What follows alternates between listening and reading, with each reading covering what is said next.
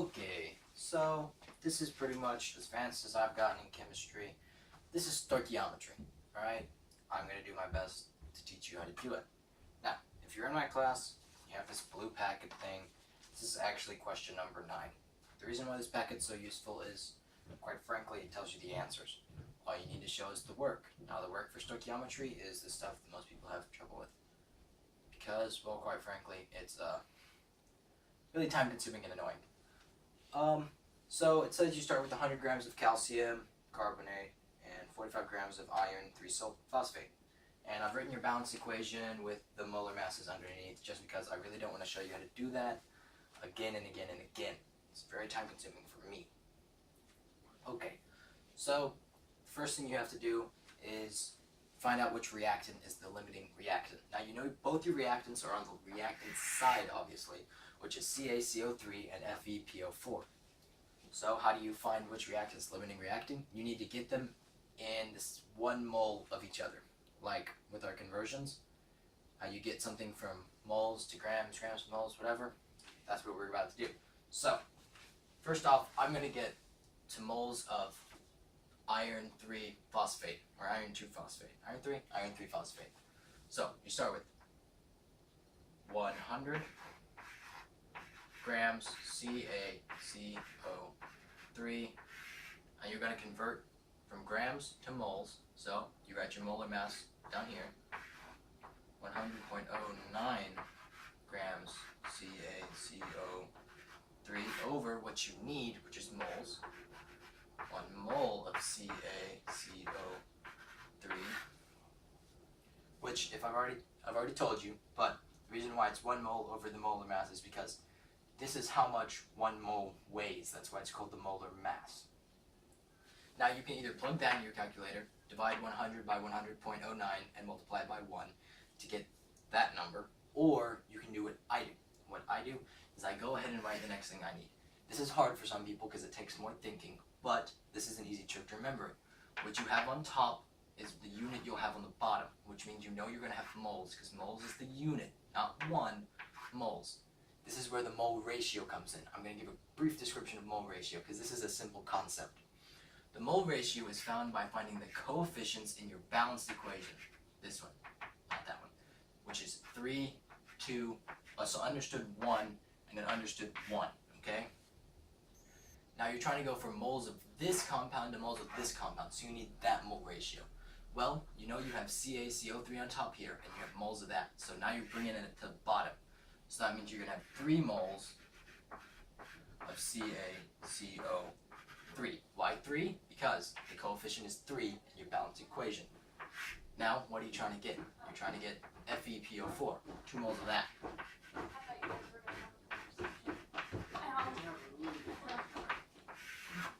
So now, you finish written there.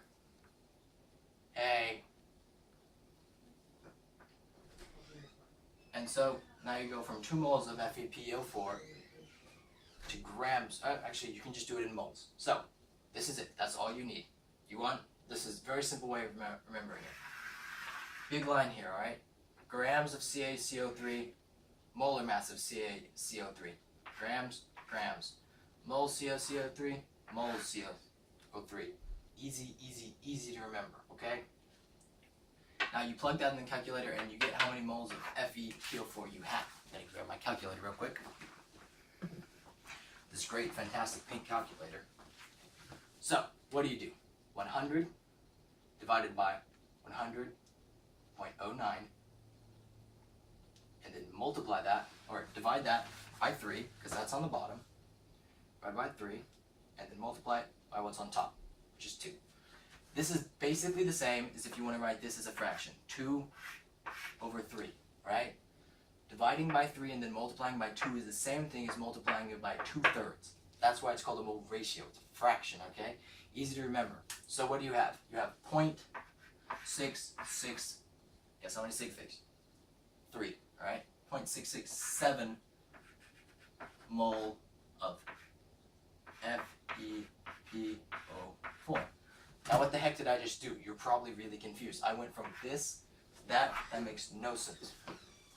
What you're doing is you're bringing CaCO3, the grams. So for every 100 grams of calcium carbonate, you have 667 moles of iron 3 phosphate. That's all that tells you. All that work, very simple explanation. The reason why this is important is because you need to find the limiting reactant, which needs to be compared in the same unit.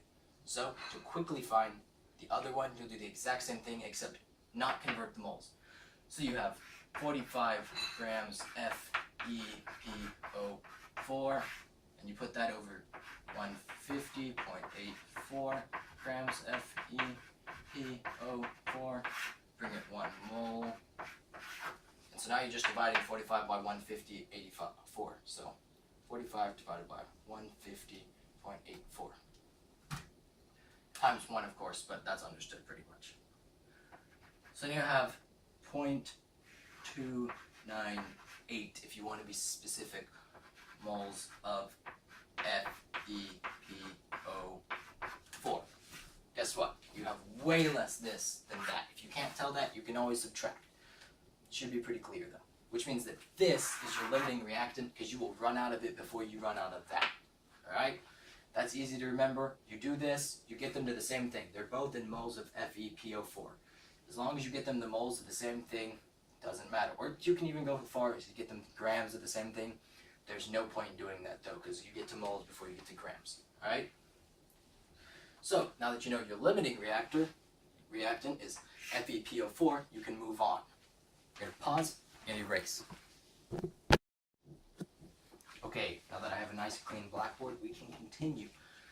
The next part is to find out the moles of each product that is formed. You know your products are on this side. Alright? So you got to figure out how many moles of each of those form. But which one do you use? Do you use the 100 gram or the 45 gram? Well, luckily last time you found out your limiting reactant to be the 45 gram. So that's the one you'll use. Hey, look at that. You don't have to go from grams to moles. Why? Because in the last part you already went from grams to moles.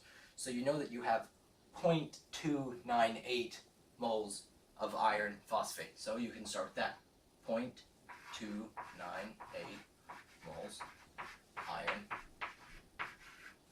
phosphate. What am I going to do now? I'm going to convert this from moles of iron phosphate to moles of one of your reaction. You can take your pick, but obviously I'll do the first one first. Makes more sense to me. You have moles of this, which means you're going on the bottom to have moles of that. And this is a mole ratio question, so that's 1 to 2. Or 2 to 1, I guess. So 2 moles, Lord, FePO4, and then, of course, 1 mole Ca3PO4, 2. Very simple, very quick. Now you're going to have moles of that. Guess what? That completely answers your question. Now, the next thing to find is 0.298 mole FePO4 to get the next product. So again, that is 2 mole FePO4 at 1 mole Fe2CO3. Now for both of these, you should get 0.149 moles, alright? So 0.149 mole, 0.149 mole. How do you get here? Simple. You do the same thing we've done literally every single time, alright? You take 0.298 and multiply it by 1 over 2, or divide it by 2 and then multiply it by 1. They are the same thing. That is why it's a mole ratio. It's just a fraction. You're just dividing and then multiplying, alright? You can think of it as denominator, numerator if you want to. So you're just dividing 2.98 or 0.298 divided by 2 to get 1 or 0.149, alright? That's with sig figs and stuff, so it's not exactly perfect. But there's your answer. Now you have both of those. That's easy. Gonna pause it, erase, we'll do the next part. Look at that, a new chalkboard. I wish I could erase my life mistakes that easily. Ha ha ha ha ha. Okay, so now we're gonna find what mass of excess reactant is left over when the reaction is complete. Now, it sounds really complicated, but I promise you it's extremely simple, okay? In the first step, you found your limiting reactant. If you're noticing, this becomes very important. As I did, I underlined it here. Also, in the second step, you found how many moles 45 grams is equal to, alright? Which is 0.298 moles of iron phosphate. Got it? So now you're going to go to iron phosphate to find how much of your non-limiting reactant, your excess reactant, was used in your equation, alright? So, what are you going to do? You have to go from moles of one substance to moles to another substance, so that means a mole ratio, and then from moles of that substance to grams. So, you've got two conversions. The first conversion is a mole ratio. You have moles of this, so you're going to have moles of this. 2 mole FePO4 over 3 mole CaCO3. Oh, my voice is getting hoarse. Alright. Now, another conversion. Moles CaCO3 goes to the bottom. So, you have 1 mole CaCO3. And now, you're going to have the molar mass because you're going to end in grams. Oh, excuse me. 100.09 grams CaCO3. Whew, that's one hecking long conversion. But basically what happens is you take 0.298 divided by 2, multiply it by 3, or you just multiply it by the fraction of 3 over 2, which if you want to do it in your calculator with me, it's 0.298 divided by 2, 0.447, alright? Then you take that number, divide it by 1, which is 0.447, and multiply it by 100.09. Which you should get something like 44.74. Now,